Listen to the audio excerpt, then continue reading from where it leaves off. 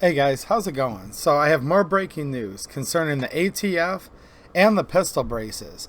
And this was a huge data dump by John Crump. So we're going to go over here right now to his page. And before we go any further, I want to encourage you guys to go to his website that we're looking at right now. I'm going to leave a link down in the description.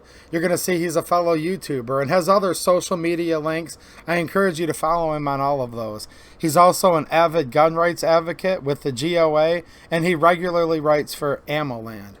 So we've had all this stuff going on with braces lately, and really, if you think about it, over the last few years, what's considered a brace? Is it a stock? Is it a brace? Can you shoulder it? Can you not shoulder it?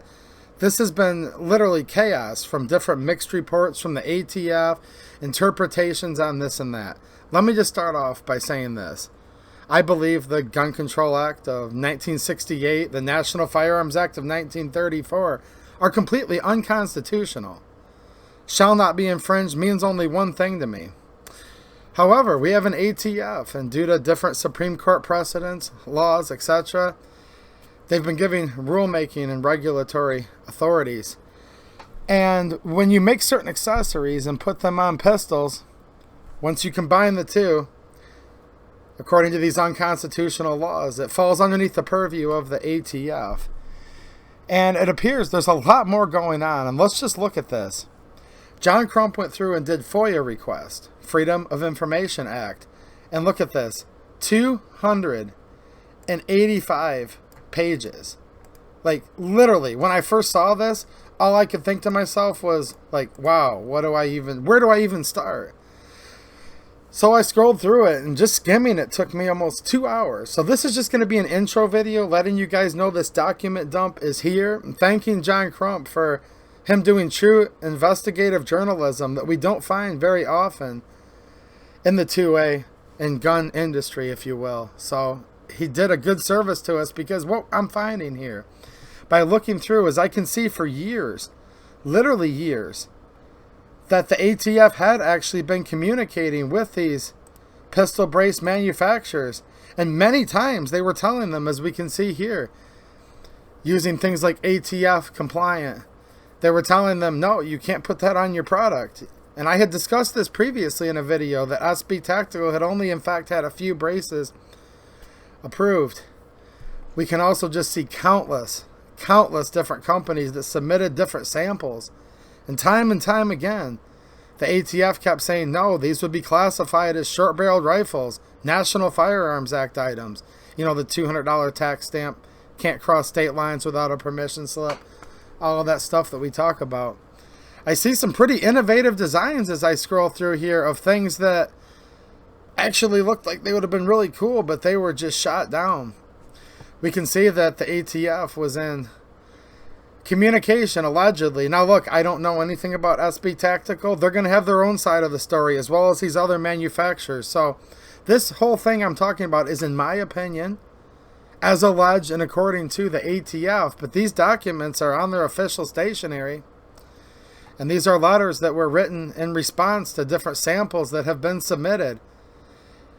And that whole reclarification of rules, regulations, whatever you wanted to call it, that we just talked about, where the 90 representatives wrote in, it seems like they're leaving it alone for now. Come to find out, many things that were in there have been written in letters to these manufacturers for years. We're talking like at least 2-3 years in some instances here. As recent as in late 2020. They're talking a ton about the SB-A3. Like I said, there's some really cool designs as I scroll further. Let's see if I can randomly find something cool here. There were some really cool, like, fold-up firearms designs that I think we would have all loved to buy, but they just got shot down. And here's one right here. A lot of the information's redacted as far as exactly what customer it was, but some of them they do name by name, like SB Tactical. But this particular company here, I'm not sure exactly who they are. But look at this little guy. It completely folded up. I can do a little box, and then it would be unfolded, and that was allegedly a brace that they wanted to submit. The ATF shot it down. Now, should these manufacturers have to do this? In my opinion, on a broad scale, no, because shall not be infringed. It shouldn't matter if it's an SBR or a stock or a brace or what, right? However, these manufacturers do know that the ATF has regulatory rulemaking, and they're the authority that they have to go to get approval letters. And it appears, in my opinion, according to the ATF, that many of these brace manufacturers went to get approval on their braces, and they got turned down and denied, and they still marketed them as arm braces. Again, just in my opinion. And still, according to these ATF documents, still marketed them as such, even though the ATF was telling them not to. There's a lot to extrapolate from this, okay? I'm not here to defame anybody. I'm just telling you that it's all here. So here's how we're going to start this. I encourage you guys, again, go over, thank Mr. Crump, go to his YouTube channel, however you want to reach out to him and say, you know, thank you for doing this, because there's a ton of information in here that without this Freedom of Information Act request, I don't think these manufacturers were just going to tell us this stuff, in my opinion. Now, do they have to tell us? I don't know. That's where you guys have to decide for yourself. Was it okay that they said ATF compliant and wordings like that, even after the ATF told them to take it off their packaging? And it's all in here. It talks about hand stops. It talks about Glock braces. It talks about that if it's a small handgun, that it doesn't need a brace. Therefore, it'd be an SBR if you put a brace on it. It's seriously all in here, guys. Now, I'm just giving you commentary and opinion. I'm not a lawyer. I don't want to speak for anyone. It's not that I'm trying to throw anyone under the bus. I'm just literally letting you guys know that I'm reading this, and it's like, wow. Like, they're saying that this would have been an AOW, this particular shotgun device thing, whatever you want to call it. Crazy stuff going on here. I think what I'm going to do is pick some of these letters and maybe do a couple follow-up videos about some individual examples that might pertain to the most of you or that are the most interesting. Let me know down in the comments. Maybe you guys would like a live stream dedicated to this. There's 285 pages here. There's a lot of stuff, but if you just start skimming through, which I did, you'll start to see right away there's some designs like this that I never even saw come out that looked like they were pretty darn cool, but the ATF shot them down.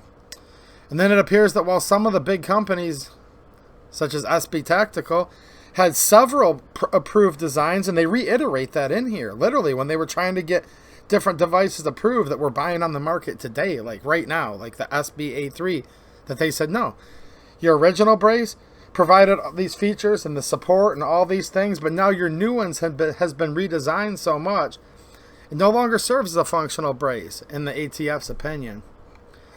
Look, guys, this is literally crazy. It appears that there might be a lot more to this than what meets the eye, and it may have been going on for a long time. Now, this was all during the Trump administration, keep in mind. I don't know. We'll see what happens. There's topics we can't talk about on YouTube, but according to YouTube and the AP, they say that there's going to be a new president coming in. If that were to happen somehow, we'll see what happens here in the next couple days. I would like to say it's going to get a lot worse, but now that I'm reading all this, it's been pretty draconian and a lot worse for a long time. The ATF's been using a very complex, convoluted approach. See, here's a Glock brace, and they're saying, no, it doesn't matter because a Glock's already light enough to shoot with one hand, so you don't need a brace to put on there for disabled people. So therefore, it says right here, should result in not redesigning a pistol into a short barrel rifle when installed. That was their assertion, the companies. But then you go down lower, and then they say, well, no, actually it is. They're talking about this length of pull, all of this stuff. So, yeah. Wow. All right, this video could go for 4 hours. Like, it took me a couple hours just to skim it, so I'll leave you guys with that. All these letters, a lot of them dated 2018. I don't know what's going on. I see there were attempts in here. There was a letter near the very end. Let me see if I can find this quickly. Where the ATF actually offered to meet with one of these manufacturers to discuss some of the parameters to get rid of any confusion. But they had noted that due to the Kung Flu, they may have to postpone. So it looks like there was a lot of ongoing dialogue that had been happening. Go over and check this out for yourself. Take a peek at it. Make up your own mind. Like I said, I'm not a lawyer, but there's a lot to this, and I'll discuss it more. Just let me know down in the comments what you guys are thinking, and make sure you go over to crumpy.com, which is John Crump's personal website, and check him out on YouTube, Ammo Land, and all the places you'll find him. This is literally pretty crazy, and it just shows you how deep-rooted and entrenched the ATF truly is, and how much they've been really looking at these braces for a lot longer than we might have thought. Alright, thanks for watching, and have a good one.